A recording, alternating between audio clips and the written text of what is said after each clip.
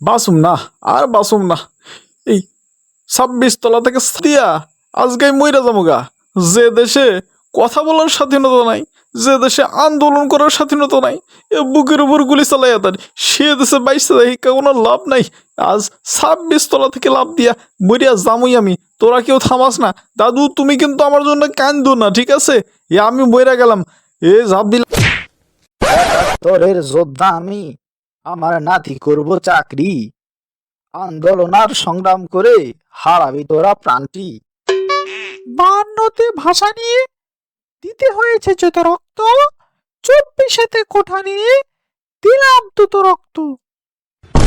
যুদ্ধ যদি না করিতাম পাইতাম কিরে মুক্তি, এখন কেন চোখ রাঙাচ্ছে আমার নাতি করব চাকরি। সব নাতিরাই যদি চাকরি করে তবে মেধার কি দাম? আমার মায়ের ভিক্ষার টাকা খেয়ে শিক্ষাকে করলাম অপমান। আমরা একজন যোদ্ধা, তাই দিতে হবে একটু সম্মান, তাই বলে তোমাদেরকে দিতে হবে না নিজের তাজা প্রাণ। আপনার মতো বস্তু যদি দেশের যত নেতা, থাকতো না আর বাধা কোঠা, হইতো সমাজতা। হইল সব সমাজতা, নিলাম সব মেনে।